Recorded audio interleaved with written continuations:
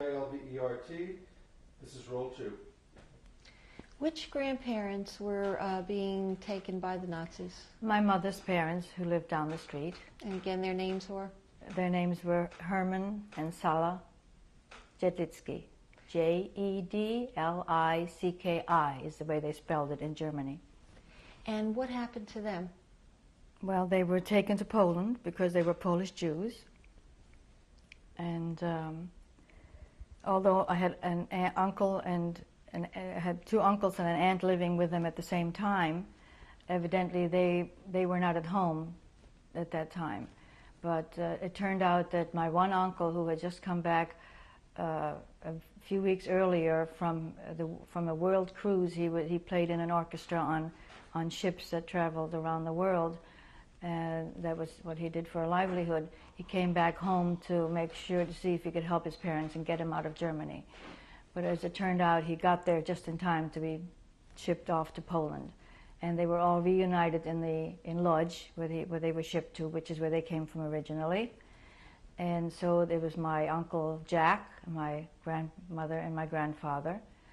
And although my mother's youngest sister, her husband, also lived in the same apartment, and their son, they were able to hide out with some German people someplace. And therefore it did not go where we went, which was to the Polish consulate. And to go back to that trip is when we were on the streetcar going to the Polish consulate. When we got off, it was maybe a 10-minute, 15-minute ride, whatever, if I remember. When we got off the streetcar, I remembered a lot of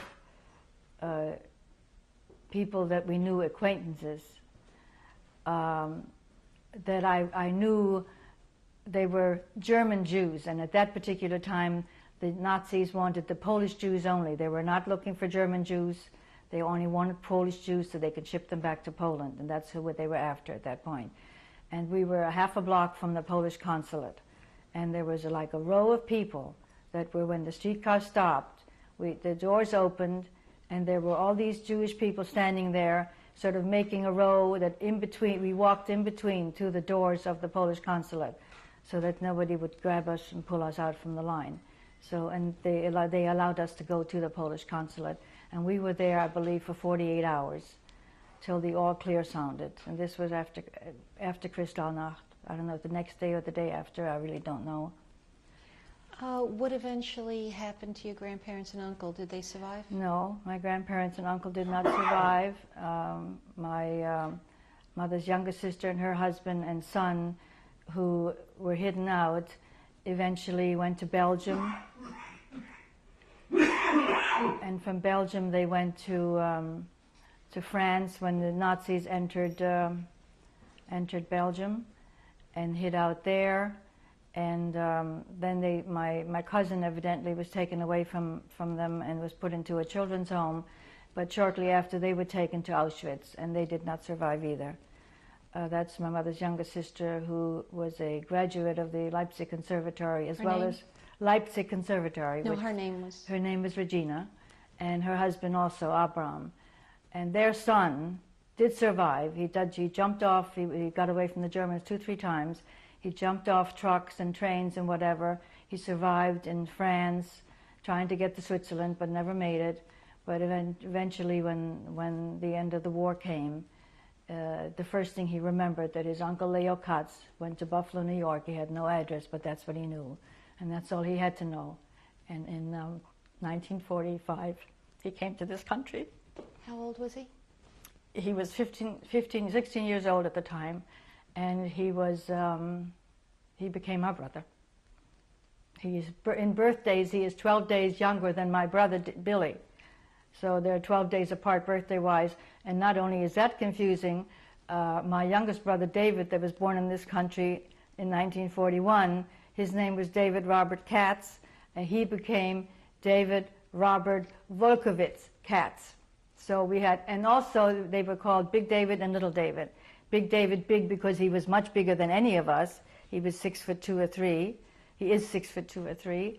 And my own brother maybe was 6'2" 10, 11, and neither one of them were small. And both of them... How tall is your brother? 5 foot, I'm sorry, my youngest brother was 5'10", I'm sorry, 5'10" or 11. And as I said, neither one of them were small. And both of them were married to Mary Ann's. It was a very confusing family. But we all loved each other, and we love our cousin and brother, David, dearly. You had experienced Kristallnacht. Can you tell us about what occurred? Well, what occurred was what the result of what I was just telling you. There was the result of my father coming and saying we're going to the Polish consulate, and this is where he had gone out in the morning to do business or wherever he had gone, and he came back and he knew that was the only way he was going to save the family because he saw people being dragged away. And as I said, my mother was on her way to get her parents, but was too late. Was the glass already shattered? Where I have to be perfectly honest, where I was, I did not see shattered glass because we didn't live in a place where there were Jewish businesses. That's what was shattered. It's the businesses, we had Jewish businesses. We were living in a residential area. So you had apartment buildings there or anything like that. I'm sure there were many places, Jewish business places, where all of this happened in the downtown areas, but I wasn't anywhere near there. So now you feel your father had seen what occurred? Oh, I know, my father saw it. I know that. Did he describe that to you? I don't think so. No, it was just something that it was adults and I was a child. At the time I was 14 years old, and so it wasn't told. Did you at that point worry for survival? Pretty much so. Yes, we were a big family, so that whenever we thought of the family, we didn't only think of just our immediate family. We always included my grandparents and my aunts and uncles and my cousin, because we did everything together as one big family. So a few years earlier, my mother's oldest sister had moved back from Leipzig to Poland. She had one daughter, and she ended up also in a concentration camp with her daughter and her husband. The husband did not survive. My aunt is the only survivor of my mother's generation alive today. Her name is? In New York. Her name is Mary Nadel, Nadel. And my cousin Bella lives in Nyack, New York. And she is a survivor because she, during the war, was smuggled out of one of the camps as a Catholic girl, and took on another person's name and went to Denmark and was raised in a convent and got an education, a very good education, because she ended up being a cancer research doctor. She did marry there. She had 2 daughters, eventually divorced, and came to this. My father brought them to this country. My father brought 37 people after the war to this country. They weren't all relatives. Maybe 10 or 12 of them were, but the rest of them weren't. But they all came here. Do you know what camp they survived from? No, many of them, many different camps. Now, you were still around after Kristallnacht in Germany? Yes, we were left out, and as a matter of fact, I found amongst my parents' papers where we got a permit saying that we were allowed back into our home, which we did. And at that point, I think the family in this country realized how necessary it was to get us out as quick as possible. And we were already already in line to be for the health examination. Once you have that, you get approved for that, then you can come. And you have your ticket. You can come to wherever country you are permitted to go. And we had. My father was told that we were next in line in the next 2 or 3, 4 weeks, or next 2, 3 months, we would be called for health examinations, so we would be able to leave sometimes in the spring. What kind of health examinations? This is in order to come to the United States. I believe it was for the United States that you had to be admitted that you were all in good health. It was not from leaving Germany. It was just in general. Yeah, medical. but it was in Germany. And so my father took us for 4 weeks to Switzerland, and we stayed in a little town called Biel, B-I-E-L, I think. Not too far from the border, but he felt we were safer over there. How did you get to Biel?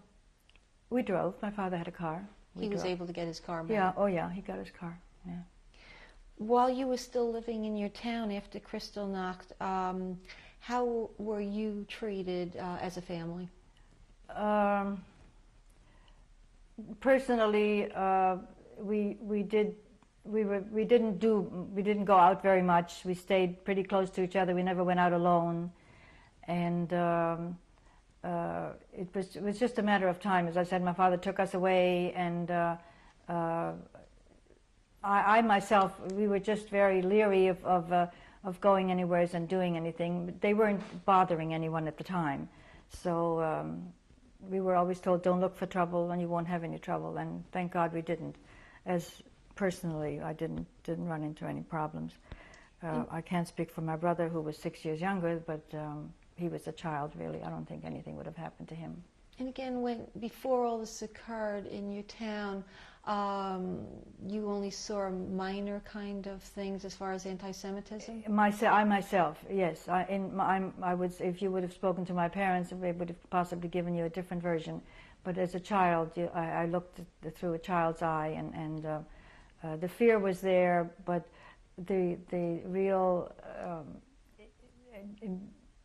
no one could have imagined what was lying ahead. No one could have imagined that. And even when they said they took my grandparents back to Poland, we figured, well, so now they live in Poland. But it wasn't to be, as we all know. Now, you were in hiding in the Polish consulate? Yes, for 4 years. Well, we were in hiding because we could not leave the grounds. It was like even as an American, they always say if you get in trouble in a foreign country, go to the American or the United States Embassy. You'll always be safe. Once you're on the grounds of a Polish consulate or a Swiss consulate or whatever, the country that the embassy is in has no jurisdiction over you. Now, to clarify, how difficult was it to get into the Polish consulate? They were waiting for us. The whole basement route. We were in the lower part. And of course, when I say, if you can visualize, embassies are humongous estates. They're large homes. And I don't know how many rooms they had upstairs, but downstairs they were able to hold a few hundred people. And there were many of the women were mostly indoors. Many of them were outdoors, and many of the people were smoking. And we didn't have that indoors. And I remember the line up to the bathroom, which was constant, needless to say. And I'm sure they must have had something outside as well, upstairs, because there was no way that they could have accommodated. As a child at the time, I couldn't fathom what was happening. But as I look back these days, that there was no way that one bathroom on the lower level accommodated all these people that were there. And not everybody was well. I mean, my mother wasn't in the best of condition after she saw her parents being dragged away. And there were many other women, many of them older than my parents. We weren't that old. My parents were weren't that old, and there were people there who were much older. They would have been my grandparents' age who did make it into hiding, and some of them were fairly frail.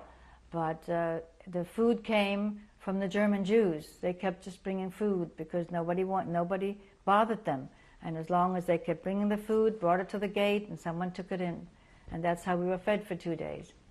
Why were they waiting for you? How did they know you were coming? Because the Polish consulate, well, evidently it was an invitation. I mean, we were Polish Jews, and in Europe, in Germany particularly, if you were born in another country, that will be your country. You can be living in Germany all your life, but you will still be a citizen of that other country. So if you've come from France, you would be a French citizen.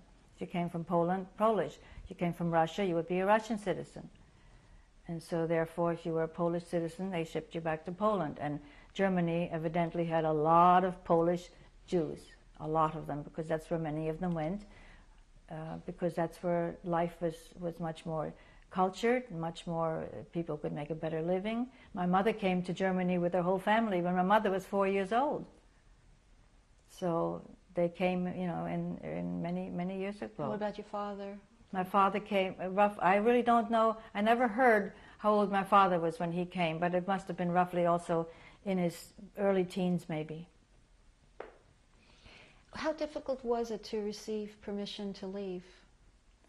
I can't answer that question because I really don't know, because the papers were already being worked on. They had been worked on in 1937, and maybe that's why we were able to push them through, because they were there once before, and now we were approved before to leave, and we never did. So my father, all we did, we had the money to have passage, and we took the train to and the boat on the channel. My mother was deathly ill. It was a terrible, terrible channel ride.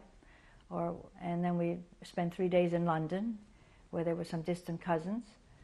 And then we went to Liverpool, and we boarded a Cunard liner, and I don't remember the name of the ship. It started with an M, that's all I remember. And I remember one other terrible thing. My mother stood there screaming. As I said earlier, my mother went and bought china and crystal. And as they loaded the docks, they picked up, there were big crates that we had with all of our belongings. They were as big as you can take them. There was no furniture, but this was all china and crystal and things like that. And they would put the hooks onto the crate and put it over to the ship, and then open it and drop it. And they did that with every crate. Opened it, put it around, over, and dropped it. And I mean, by the time they delivered it to the garage where we lived in Buffalo, it was all there was nothing left. It was all just the splinters of glass and china. There was nothing left there. And that was so much for the trousseau that my mother bought for her daughters. But what did survive was clothing and yeah, those photographs. things. Yeah, those things. Right. Those things survived. Were there any furniture that came out with you? No, we did not bring furniture at all. We were told not to. Were you given a certain amount of money that you were allowed to leave with? Evidently we were, but I don't know what that was. I think there was a limit to how much you could take out. And I remember my father had 2 Leicas. So when he came to this country, he sold 1 Leica because he needed money. And translation of a Leica? A Leica is a brand of a camera. A very fine camera, incidentally. Now, who left with you? Who was actually... It was my mother and father, myself, my brother Bill, my sister Helen, and my sister Renee. At the time she was called Pippi, which was called for Puppe because she was such a gorgeous doll. She was beautiful. She was like a doll. And Puppe is a German word for doll, and an endearing name is Pippi, which, because when we got to this country, it meant something else. So we called her something else. So then we called her Rini. We changed her name to Rini. But when she started going to school, she wouldn't answer to that anymore, and we changed it to Renee. Now, were there any relatives left behind that you were leaving? We were the last ones in Germany. Everyone else of the immediate family had gone. They were either had fled to France or to Belgium at the time, as we knew, or they had been taken to Poland, and there was no one left in Germany of immediate family. Were you able to communicate with them at all? No, not in Poland. I don't think my mother and father were able to communicate with my grandparents. Again, what year did you immigrate? In 1939. And the date? It was March. We arrived in New York Harbor, March 21st, 1939. And next day we came to Buffalo. This is where my uncle lived. Did anyone greet you? My 2 uncles greeted us. Their yes. names? Irving, the one who sponsored us, and another brother who is still alive, incidentally, Bill. That's the second youngest of my father's brothers. He has 2 brothers who are still alive, my father. Were you able to follow the events of the war when you got to Yes, America? we did. We did. We tried as much as we could and tried to find where and how, but my parents were unable to. And till after the war, when we were notified about my cousin David, and then we also got a telegram one day that read, a mother alive in Radom, father dead in camp, love Bogusia. Now, we didn't know who that was, but we figured it had to be only one, and that was my cousin Bella. And within a week later, we got a letter from her from Denmark. And then, of course, she signed her name Bella, but she went under that, and she explained why she had that in. And in that envelope is a picture with her with a cross. And my mother took one look and fainted. She was wearing a cross, not realizing that she had been raised in a convent. And she had a false name, too. She had a false name, right, definitely. How'd she relocate her mother?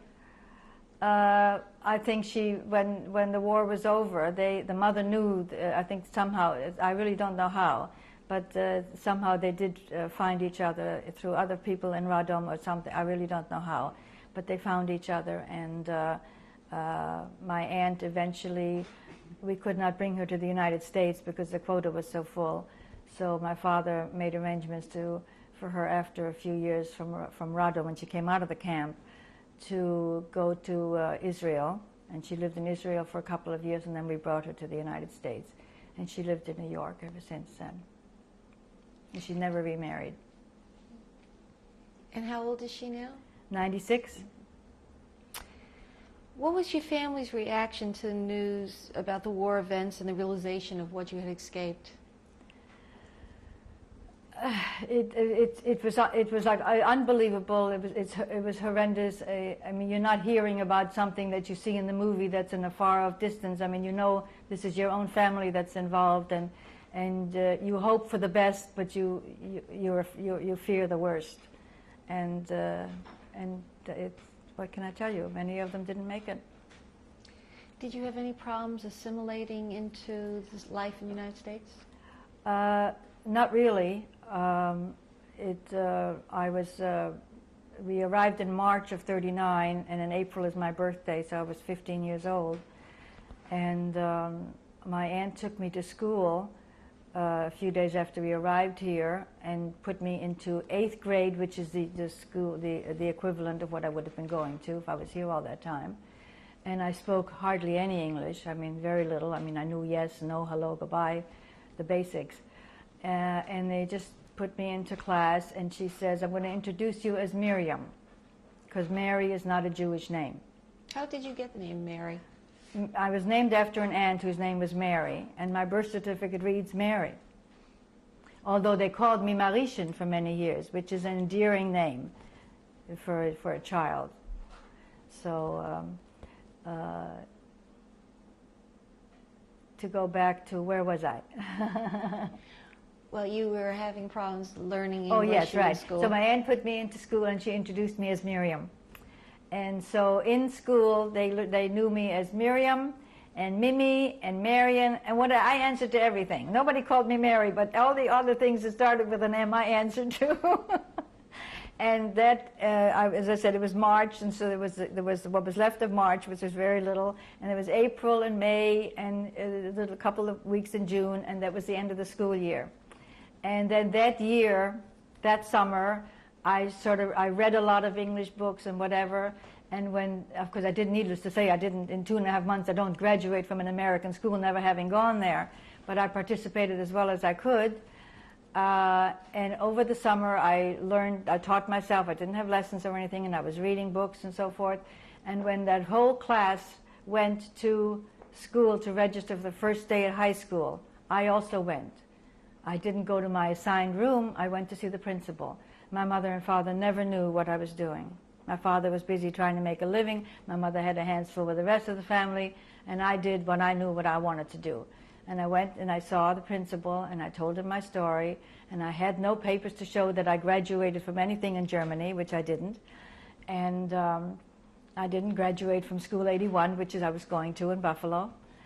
And he listened to me, and I said, I feel that I now understand enough English that I think I can possibly keep up with the class.